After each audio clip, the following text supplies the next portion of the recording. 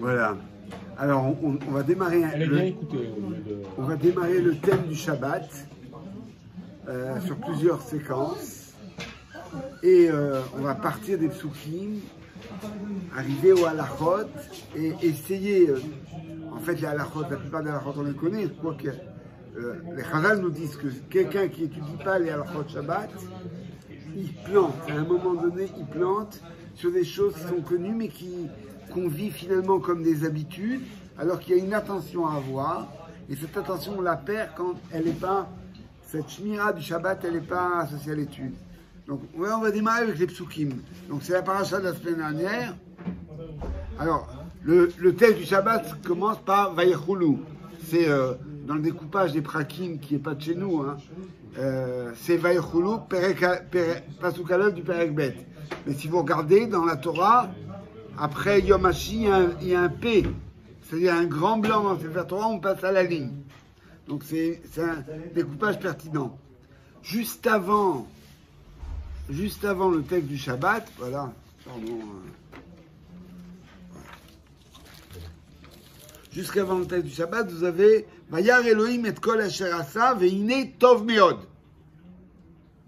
Vayere vayivoka yom shi, c'est une expression très importante qui dit que toute la création du monde est conclue par un tov meod. Tov meod, une validation de la création par Akadosh Baruch Hu qui est l'expression la plus haute de son ratson. Avec tous les problèmes qu'on peut avoir dans l'existence, la création, elle est parfaite. Après, tout le problème, c'est qu'est-ce qu'on en fait. Le Hiné Tov Meod, c'est aussi une introduction au Shabbat. Nos maîtres nous enseignent que quand tu rentres dans le Shabbat, toi aussi, tu dois dire Hiné Tov Meod. C'est-à-dire, tu dois accepter le monde à l'entrée du Shabbat tel qu'il est, en te détachant de l'idée de il y aurait des choses à arranger, il y aurait des choses à faire. Hiné Tov Meod, c'est une Kabbalah, une acceptation du monde qui est essentielle. Pour pouvoir rentrer dans le Shabbat, il faut se déconnecter. Comment se déconnecter? En disant les choses, elles sont comme elles doivent être. Plus tard, on verra pour la suite. Et puis on rentre dans le texte du Shabbat. Vayechoulou hashamayim ve'aretz vechol tzevaam. Ont été achevés les cieux, la terre, vechol tzevaam et toutes leurs troupes. Les Chazal nous disent les troupes du ciel, c'est l'étoile. C'est la métaphore des étoiles qui sont comme des soldats, une immense armée de soldats qui peuplent le ciel et qui accompagnent le trône d'Akadosh Baruch Hu. Les étoiles, tout a été achevé. Vayichal Elohim Bayom Hashvim Melarto. Là, j'ai mis en caractère gras un texte. C'est toujours intéressant de se pencher sur les textes qu'on connaît pratiquement par cœur, parce qu'on les dit dans la Tfila, parce qu'on dit dans le Kiddush. Le texte de Vayechoulou, si vous regardez bien, on le dit dans la Hamida devant l'histoire, on le dit dans le Kiddush, on le connaît. C'est un texte comme ça, connu, inséré. Et il est plein de difficultés. Je vous en montre une. Vayechal Elohim Bayom Hashevim Melarto. Là, je traduis littéralement. Hachem a achevé dans le 7e jour son ouvrage.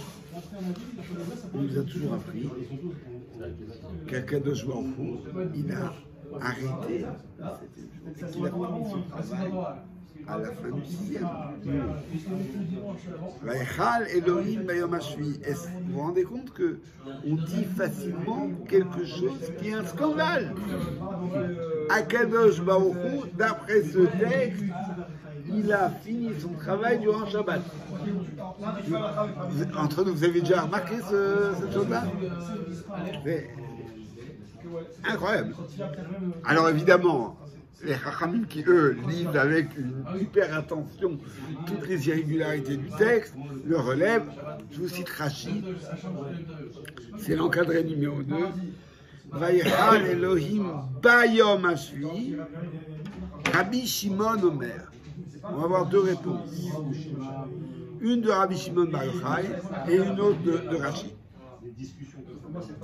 Rabbi Shimon Omer, Rabbi Shimon disait, Bachar Vadam, un être de chair et de sang, une créature, chez No Yodea Itav Urgaav, qui ne connaît pas bien les moments et les instants. Itav, ces moments et ces instants, c'est-à-dire exactement quand commence et quand finit Shabbat. C'est toujours impressionnant qu'on est capable de dire qu'on est dans l'année 5786 depuis la création du monde. On sait précisément à quelle heure ceci, à quelle heure cela. Quand est-ce que commence Shabbat, quand est-ce que ça finit? Ça c'est très compliqué, vous devrez les calendriers, vous avez 3 Shabbat, plus Rabbenuta et machin, mais ouais. Vous ne savez pas dire quand ça commence, non, c'est très compliqué. Il y a ce temps qu'on appelle de Ben Hashmashot, qui est un temps qui commence avec le coucher du soleil et qui finit avec la sortie des 3 étoiles moyennes, qui est un temps en fait d'obscurité qui grandit. Il est très difficile de dire quand c'est la fin du jour et quand c'est le commencement du jour suivant.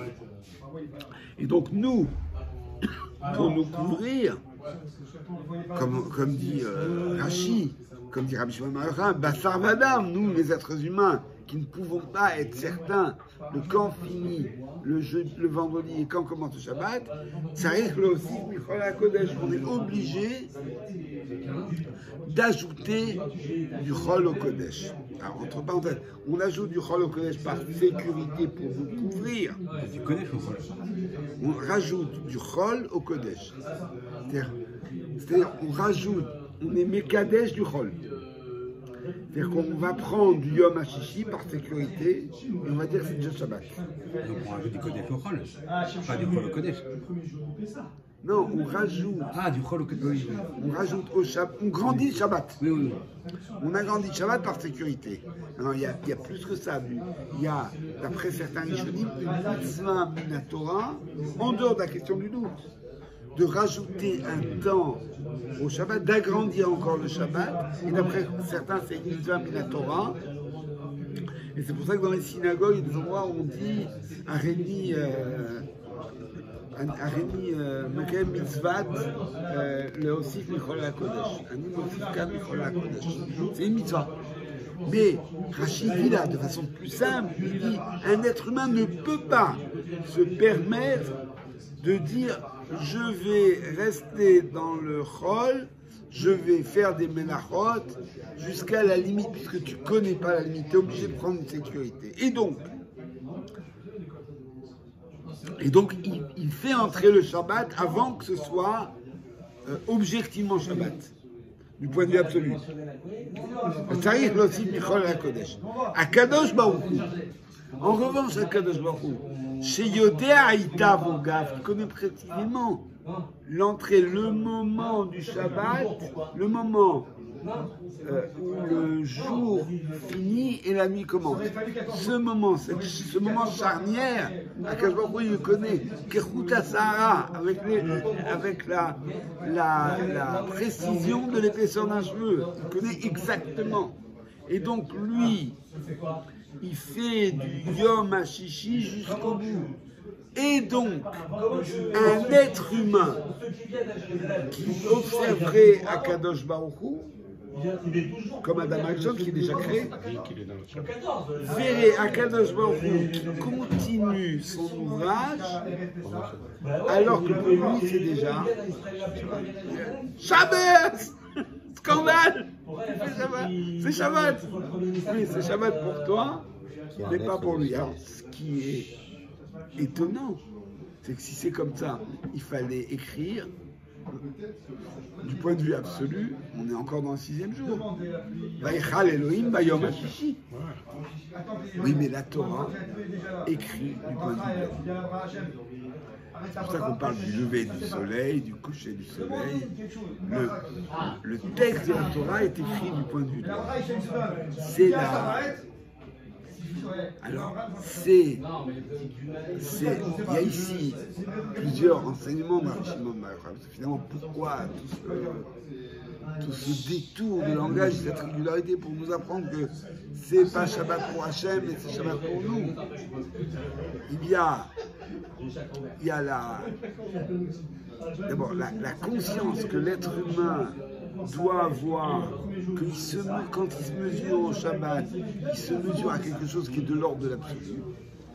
Et que lui, c'est un être relatif, et que lui, il est obligé de prendre des précautions, et c'est toute l'idée du Shamor qui est dans le Shabbat, d'attention, et de se mesurer que c'est le jour d'Akadosh Baruch Hu, et que pour Akadosh Baruch Hu, les choses sont différentes. Ça, c'est le premier enseignement. Davar Acher, le deuxième, qui vient du Midrash aussi. Ma'aya Olam Chaser. Qu'est-ce que il a fabriqué dans ce secteur qui manquait? Menoucha, la sérénité. Ba Shabbat, Ba Menoucha. C'est-à-dire, Shnaim, comme disait Chazal, Shnaim Kechad Baou. En s'arrêtant de faire les mitzvot, Akadosh Baruch Hu, c'est pas l'arrêt, n'est pas une non-action. L'arrêt, c'est ce qui clôture la création. C'est le silence dans une symphonie. Le silence, comme on dit, le silence d'une symphonie de Mozart, c'est encore du Mozart. Le silence, l'arrêt, c'est quelque chose qui va dire que on se pose, le monde n'est pas fait que pour produire et consommer. Ça, c'est l'idée essentielle du Shabbat. On a parlé à propos d'un autre texte, si certains se rappellent, le texte qui dit que Rabbi Yossi aimerait avoir la récompense de ceux qui font les 3 repas du Shabbat. Alors, qu'est-ce que ça veut dire, Rabbi Yossi? Un géant de la Torah, il a besoin de En fait, non, le monde depuis l'Antiquité était partagé entre des gens qui travaillent toujours et des gens qui ne travaillent jamais. Il y avait donc les seigneurs, les maîtres qui ne travaillaient pas, et ceux qui n'étaient pas dans cette situation-là, ils travaillaient toujours. Tu travailles, le lot de Monsieur Toulouse, tu travailles pour te nourrir, pour reconstituer ta force de travail, pour travailler, pour te nourrir. Sans fin. La révolution du Shabbat, c'est de dire que l'existence n'est pas faite pour survivre. Il y a un jour où on ne travaille pas, un jour qui est fait à autre chose. Alors non seulement on ne travaille pas, mais on mange, et non seulement on mange bien, et on fait ce fameux 3e repas, qui n'est pas un repas de restauration de nos forces pour travailler, mais un repas de Sheva, de signaler un jour qui n'est pas comme les autres, un jour qui a une vocation. Et alors le Akadosh Baruch Hu, en s'arrêtant, il a terminé son action, c'est-à-dire il a apporté au monde cette dimension d'âme qui est là, que le monde n'est pas juste, l'existence n'est pas juste la satisfaction, la production et la consommation. C'est la menoucha. C'est la grande idée du Shabbat, qu'il y a l'existence, elle a un but. C'est pour ça que dans la tfila du vendredi soir, dans cette très belle expression, Atakidashta et Yom Hashmishmecha, tu as sanctifié le 7e jour pour ton nom. Tachlit Maaseh Shamayim Va'aretz. Tachlit, la finalité de la création du ciel et de la terre. Le Shabbat est le jour où célèbre le fait que le monde, c'est-à-dire que nos existences ont un but. Si tu t'arrêtes pas, c'est comme si en fait j'ai toujours cette image de l'escalier mécanique, où on monte et puis des marches montent et disparaissent au fur et à mesure. On peut voir notre existence comme ça, quelque chose où on passe les jours, et là il y a un jour d'arrêt qui s'appelle le Shabbat, qui appelle l'idée que le monde a un but, l'idée de Menoucha, l'idée de repos. Le repos, c'est pas pour s'opposer à l'idée de fatigue, c'est pas seulement, c'est l'idée de se poser, l'idée de vivre l'instant. On verra plus tard quand on va rentrer dans les halachot, il y a les mlachot de Shabbat, mais il y a un issour qui n'est pas une mlacha de Shabbat, qui est le issour achana, l'interdit de faire quelque chose qui est permis, mais que je fais pour la semaine. Tu ne fais pas. Le jour, c'est assour. Pourquoi? C'est pas une mlacha. Parce que tu es en train de te projeter dans demain. La menoucha, c'est de vivre le présent. On le voit dans on va le voir dans toutes les halachot qui nous commandent de ne pas quitter notre lieu. Pourquoi? Pourquoi tu quittes pas ton lieu? Parce que tu dois l'habiter. Tu dois cesser de te transporter ailleurs pour être tout le temps ailleurs. Tu dois vivre l'instant. La menoucha, à Kadosh Baruch Hu, quand il s'est arrêté, il a terminé son action, pas en faisant une melacha, mais en s'arrêtant justement, parce que l'arrêt, c'est la clôture, c'est ce qui fait entrer dans le monde l'idée de repos, l'idée de menoucha, qui fait entrer dans le monde l'idée qu'il y a un tachlit, un but à la création. Bat Shabbat, Ba Menoucha, Kaleta venigmera melacha. Et en faisant ça, Kaleta, elle s'est terminée, venigmera melacha. C'est ce qu'on appelle le gmar melacha. C'est l'expression makélépative. Le dernier geste qui finalise le travail. En s'arrêtant, Akadosh Baruch Hu a couronné Shabbat. Il l'a finalisé. Maintenant, Rabbi Shimon Bar Yochai, lui, nous disait autre chose. Il nous disait, on était dans le temps absolu, dans le temps divin, on était encore le 6e jour, et Akadosh Baruch Hu, il a continué à créer jusqu'à l'extrême limite. Finalement, pourquoi Akadosh Baruch Hu, il ne peut pas se débrouiller pour lui aussi prendre un temps de sécurité? Il n'a pas de temps de sécurité. Et surtout, ça vient dire, le Maharal explique que le fait qu'Akadosh Baruch Hu a utilisé le 6e jour jusqu'à son extrémité, ça vient dire que c'est pas que le Shabbat est venu comme une sorte de vie. Bon, il n'y a rien à faire, on finit. C'est Akadosh Baruch Hu va jusqu'au bout des Yémé Amaasé, des temps de la création. Et il s'arrête parce que c'est Shabbat et pas pour autre chose. Quand on fait Shabbat, on ne fait pas Shabbat pour se reposer. On ne fait pas Shabbat parce qu'on est fatigué. On fait Shabbat parce que c'est Shabbat. C'est ça qu'il veut, c'est ça qu'Akadosh exprime en s'arrêtant pile à la limite en 6e et 7e jour. C'est un peu comme l'histoire de Baltossi. Il y a des choses que tu ne fais pas parce que tu veux les faire que le Shem Mitzvah. Akadosh il ne s'arrête pas parce qu'il n'a plus rien à faire. Il s'arrête parce que c'est Shabbat. Alors maintenant, la Mishnah dans Avot, elle nous dit, mais qu'est-ce qu'ils faisaient dans cette période de Ben Hashmashot? Ils faisaient tout ce qui est à la limite de la création. C'est-à-dire, le dernier exemple que donne la Mishnah, elle dit, il a créé la première tenaille.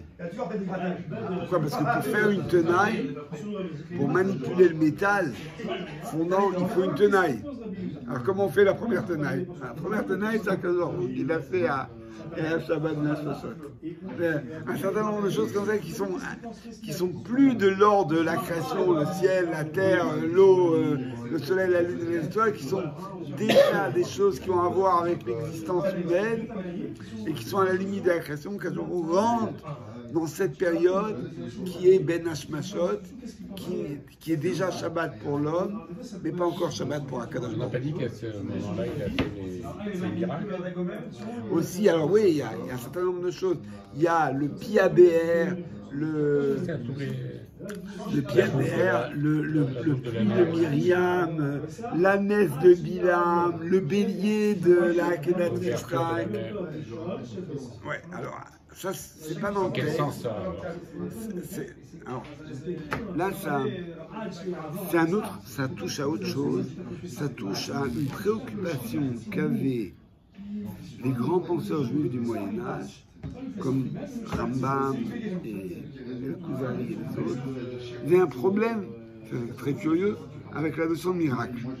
Ils ont dit, dire quelque chose où fait des miracles, ça nous pose un problème, c'est pourtant marqué dans la Torah, ça pose un problème, est-ce que ça voudrait dire que la création est imparfaite? Or, c'est marqué Vini Tov Meod. La création est parfaite. Donc,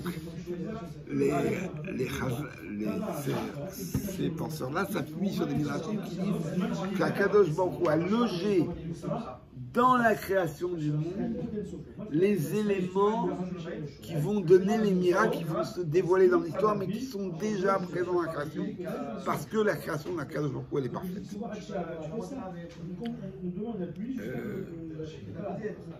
On a encore un peu de temps, comment ça se passe? On va maintenant rentrer dans le texte de la révélation des 10 commandements, la deuxième occurrence du Shabbat. Et on a deux textes. On a le texte, les 10 commandements, ils sont en Torah dans Parashat Yitro et dans Parashat Vaïtranan. Alors pourquoi il y a deux textes? Parce que l'un, c'est le texte des Luchot Rishonot, qui était rapporté sur les premières tables de la loi, qui ont été brisées. C'est dans Parashat Yitro. Et le deuxième, celui de Vaïtranan, c'est celui des Luchot Shniot, de la deuxième édition des tables de la loi, après la faute du Vaudor. Maintenant, la question est de savoir pourquoi il y a des différences. Puisque ces deux textes sont le compte-rendu, le procès verbal des 10 commandements de la révélation du Sinaï, donc il devrait y avoir qu'une seule version. Alors, le plus connu, c'est la plus grande, la différence la plus saillante, c'est que dans Parashat Yitro, à propos du Shabbat, il y a marqué Zachor et Yom HaShabbat et Kadesho. Souviens-toi du jour de Shabbat sanctifié. Et dans Parashat Vaïtranan, vous avez Shamor et Yom HaShabbat et Kadesho.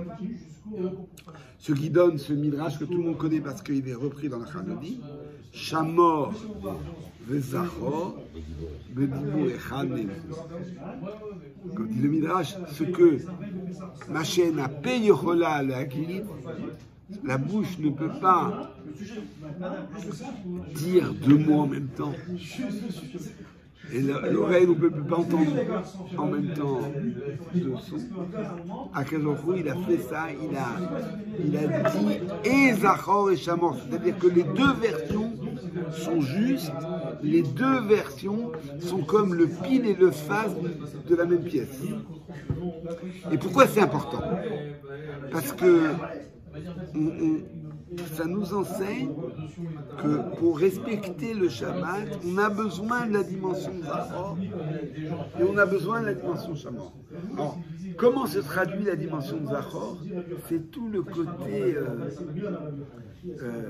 parlant du Shabbat. Zachor rend le Shabbat signifiant chez nous. Ça se traduit par le Oneg Shabbat, par la joie du Shabbat, par les divrei Torah, ça se traduit par les chants, ça se traduit par les réflexions sur le Shabbat. Tout ça, c'est le Zachor, par les plats particuliers du Shabbat auxquels les gens sont tellement attachés. On connaît le juif qui est encore loin du Shabbat et qui est encore accroché après quelques générations au couscous que sa grand-mère préparait. Et c'est essentiel. Cette dimension-là, elle est essentielle. Donc, elle vient dire, attention, ne crois pas que le shamor, c'est-à-dire l'attitude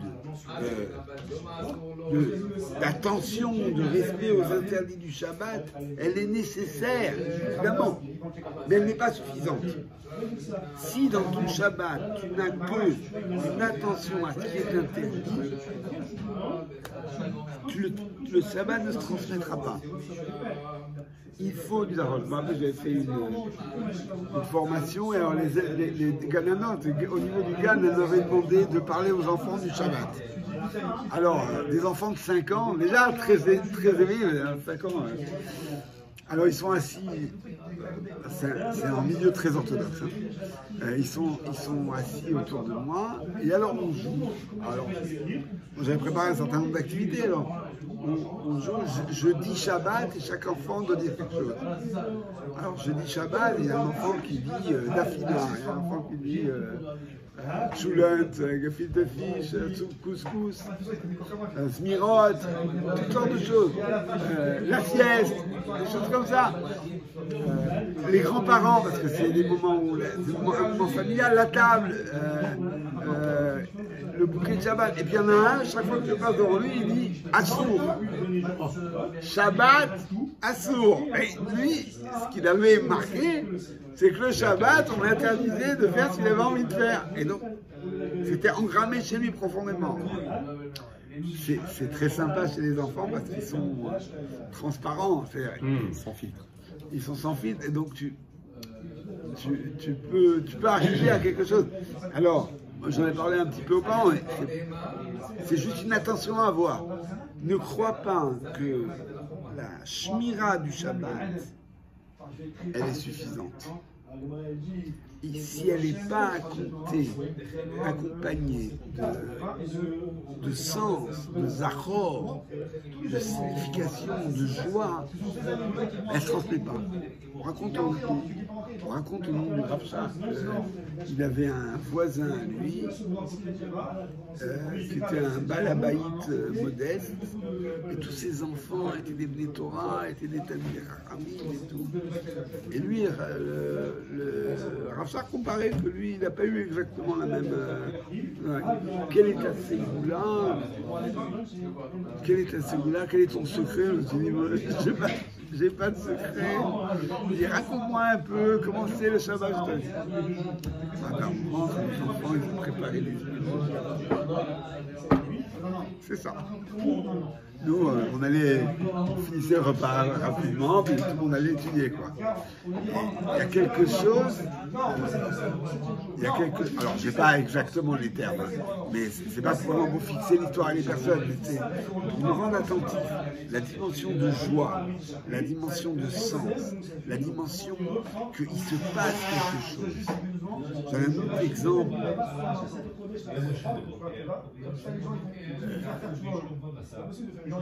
Edmond Fleck, il raconte que quand il était petit, ses parents étaient traditionnalistes mais en voie d'émancipation. Et donc, à un moment donné, il raconte même qu'il n'y avait que la bonne qui faisait la différence entre la vaisselle de lait et la vaisselle de viande. La bonne qui était goy. Parce qu'eux, ils étaient passés un petit peu à autre chose. Et alors, il disait, le Shabbat, on s'ennuyait. Et que, comme il était à l'école publique, il était invité chez ses copains protestants. Et le dimanche, il y avait à table, il y avait un repas, et il y avait des discussions intéressantes. Et il a dit, et c'est là que ça commence le décrochage. Alors, on a besoin du Chamor, évidemment, on a besoin du Zachor. Et là, la deuxième leçon, c'est Chamor. C'est-à-dire, ne crois pas non plus, et ça c'est aussi une idée malheureusement répandue, que c'est suffisant de faire du Zachor, c'est-à-dire de faire de la bonne ambiance, de faire des bons repas de Shabbat et d'en discuter éventuellement, et que bon, par contre, les mlachot, c'est pas important. Les mlachot, c'est la structure qui tient le Shabbat. Le Chamor, il est essentiel. Si tu n'as pas de Chamor, ton Zachor, il va partir en cacahuète, il va partir en diminuant. C'est le Chamor qui tient le Zachor. Nachman Bialik. J'ai entendu parler de Nachman Bialik, le grand poète, qui était qui s'est défini lui après comme un juif chiloni, un juif laïque. Mais il avait un énorme savoir, il a été élève de la yeshiva de Vologine en même temps que Rav.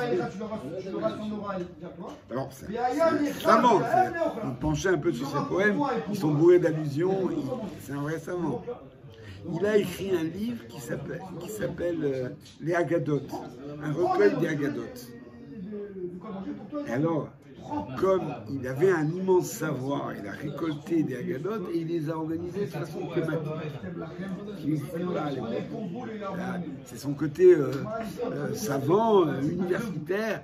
Il a mis des rubriques, il a mis des thèmes et il a fait une introduction dans laquelle il a choisi donc les Agadotes, les Chazal, et il fait l'éloge de la Haggadah, qui est un peu le Zachor, qui est la dimension poétique, morale, philosophique de la Torah.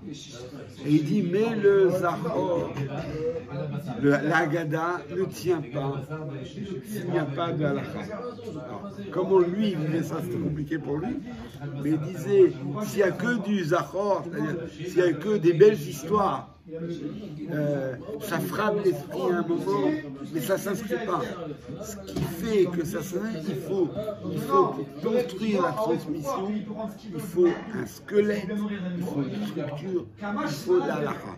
Alors en fait, Zachor, c'est disons la dimension Haggadah, et Chamor, c'est la dimension halakha. Excuse-moi, mais pourquoi on appelle les Zachor et Chamor les deux fois? Qu'est-ce qui explique le fait que Zachor soit dans le premier et Chamor dans le deuxième? Zachor, Chamor la première fois, et Zachor et Chamor dans la deuxième fois. Donc ça aurait été encore plus indiscutable. Mais alors, on aurait gardé l'idée que l'un est en premier et l'autre en deuxième. On doit Zachor et Chamor et Chamor et Zachor. On aurait pu je pense que c'est une façon de heurter. Ah non, il y a un autre élément, c'est que dans la création, au moment de la création, au moment où Akadosh Baruch Hu s'arrête pour mettre de l'âme dans le monde, ce qu'il évoque, c'est ce qui est évoqué explicitement, c'est Zachor. Et le Zachor contient Chamor dans cette lien. Mais la Nekuda, c'est de dire le sens de la création et son couronnement. Les Luchot Shniot, c'est après le don de la Torah et c'est après le Chet HaEgel, on met l'accent sur le Chamor. On met l'accent sur le risque de glissement et de déviation. Et alors, on va s'arrêter là, on reprendra. Ça va être le thème, il y a Baruch Hashem, beaucoup de choses à voir sur le Shabbat. Ouais.